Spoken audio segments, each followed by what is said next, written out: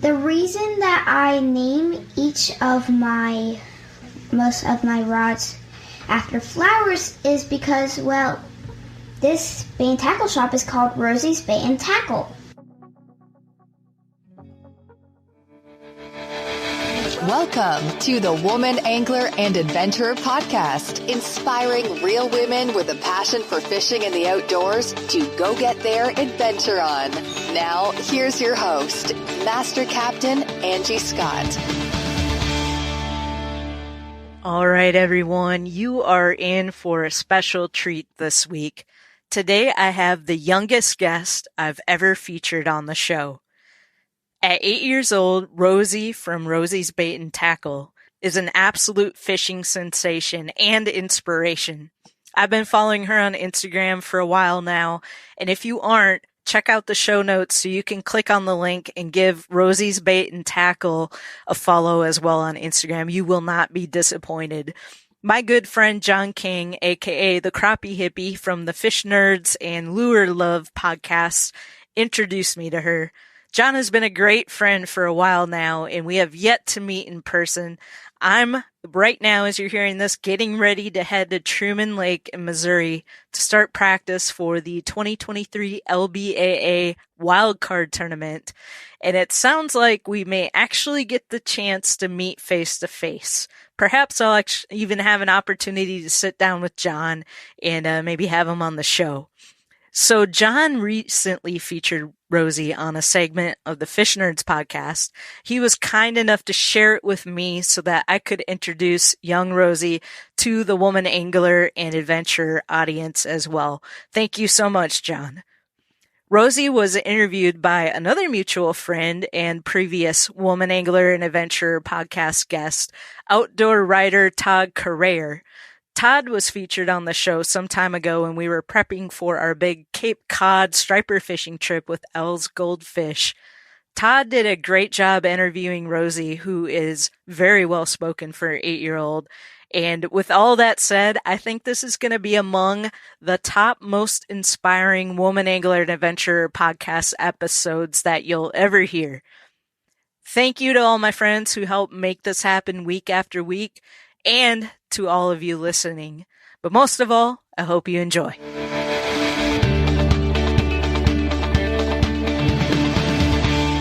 All right, I am really stoked to get into this next segment now on the show. I met this gentleman. His name is Todd Carrere, the fish wrap writer, through Tim Beat, my former partner on the Lure Love podcast. They got to fish together up in Lake of the Woods, and Todd got a hold of me, and we talked a little bit, and then he did an article on glasswater angling, and we sure appreciate that because, you see, Todd is an outdoor writer, and he writes for 7-8 papers there in the Rhode Island, Connecticut, Massachusetts area. If I missed one, Todd, I apologize. But anyway, all through that area. Plus, you can catch him at fishwrapwriter.com. He does articles about local issues in fishing. He does articles about the environment. But mostly, he does a lot of articles giving people the inside skinny on what's biting and where and on what. So he's a great read. I pick it up whenever I can. Anyhow, when Clay called out for new correspondence, I instantly thought of Todd. He's got to join the Fish Nerds. I got to at least try to get him on the show. Well, when I put it to him, he jumped right on it. And his first segment he sent in is absolutely fantastic. So I'm going to leave it off here and let you all get to know our newest correspondent. Welcome to the show, Todd Carrere, the fish wrap writer. Hey now, and hello, and thanks very much for letting me be part of this pretty awesome Fish Nerd podcast. This is my first time here. My name is Todd Carrere, and we here at Fish Wrap Central have spent pretty much 10 years telling other people's mostly true fishing stories. And through all those years, man, I've been blessed to meet so many characters and definitely a couple of scallywags, but mostly phenomenal anglers and dedicated outdoorsmen and women. And a few of those folks have really made an impression on me. So I'd love you to meet one of them. She's a new tackle store owner named Rosie. She and her family own Rosie's Bait and Tackle in Rhode Island, and they are very quickly building a very popular brand. Rosie ties fresh and saltwater flies. She builds some really fine high-low rigs for tautog and black sea bass and fluke. She custom builds inshore, surf, and fly rods with her father, Hugh.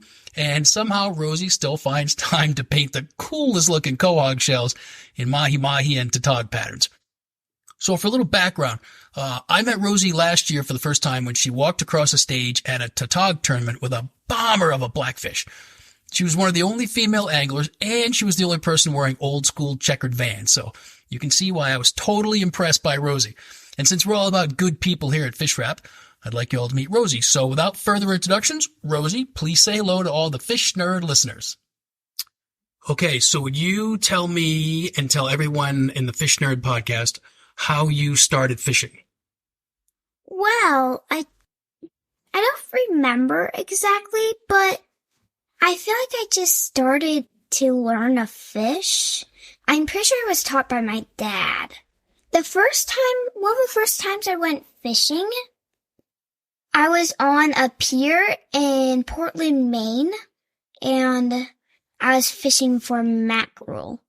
And when they were flopping around, I thought they were dancing, and I danced around with them. Okay, so I know that you tie some flies and build some rods. So can you tell me what you are doing with Rosie's bait and tackle? Well, what I do in the bait and tackle shop is tying flies and building rods. For flies, I do all sorts of things.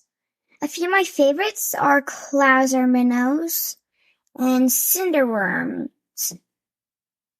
And for freshwater, I do woolly boogers and egg patterns. So for the rods, I can make all sorts of things. For the kinds of rods that we're making, we've mostly made surf rods and offshore and spinning. Did you make some fly rods too? Yes, we've made fly rods as well. Can you tell me some of the names of the rods you've made already? Like, for instance, I've made myself my own kind of rod called the Rainbow Rose. The reason that I name most of my rods after flowers is because, well, this bait and tackle shop is called Rosie's Bait and Tackle.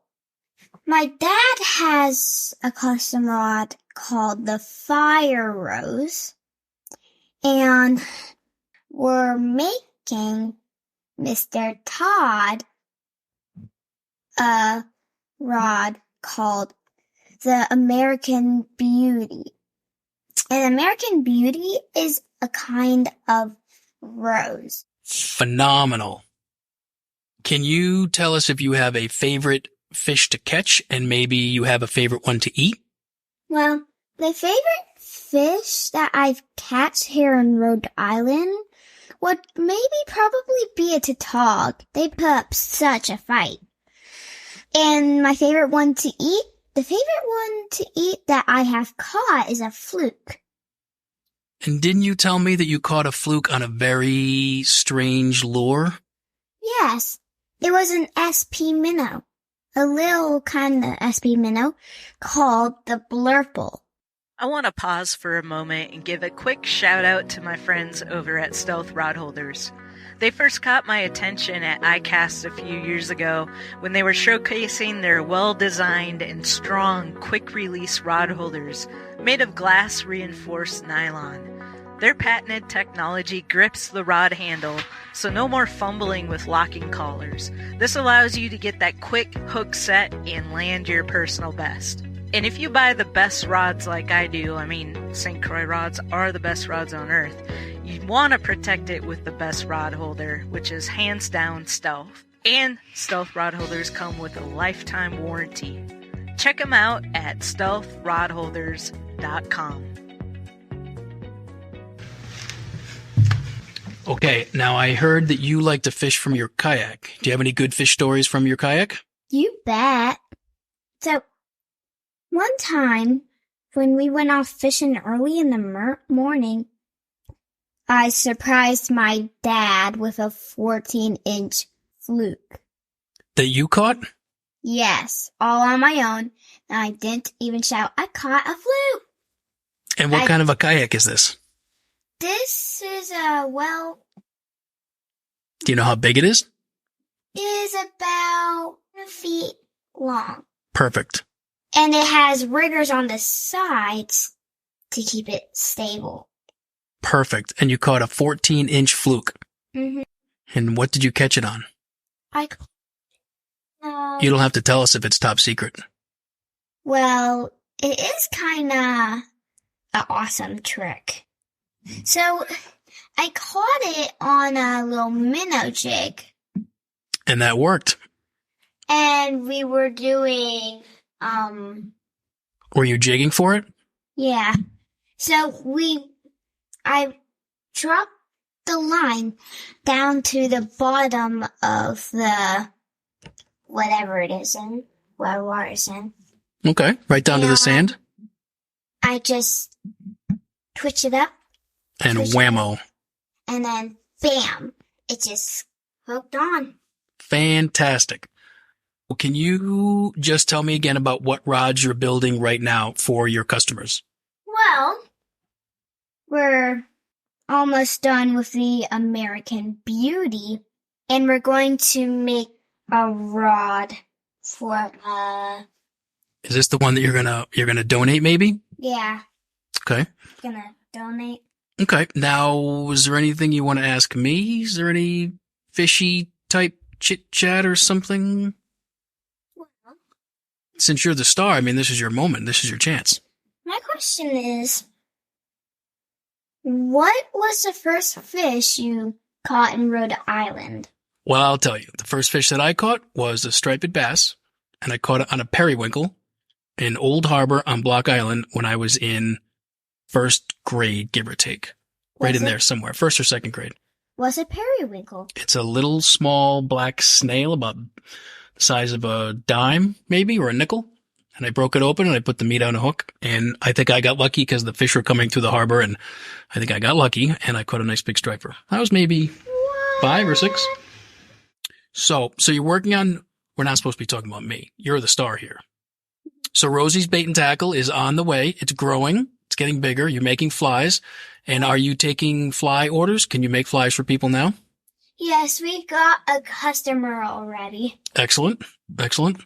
So we'll tell people to look for you on social media, Rosie's Bait and Tackle. And people want to place an order, get some clousers. The worm hatch will be coming pretty soon after Mother's Day. So maybe those orders will come in for some new flies. Yeah. Got it? Well, thank you. I'm very grateful you came here to talk to us. Thank you for being on the Fish Nerd podcast. You got to be on the very first episode with me, which is really awesome. So thank you very much. And hopefully we'll get to talk to you again. You're welcome. My goodness, wasn't that a delightful, delightful, delightful interview? What an amazing young lady. I mean, I'm going to have a month-long case of the warm fuzzies just thinking about this. I think I can just put my winter coat away. We got to give out some thanks here, first of all, to Todd Carrere for joining the show and bringing us a wonderful guest to listen to as a final high note to our 308th episode. We also would like to thank Rosie's folks for letting her come on the show. Best of luck with that tackle shop.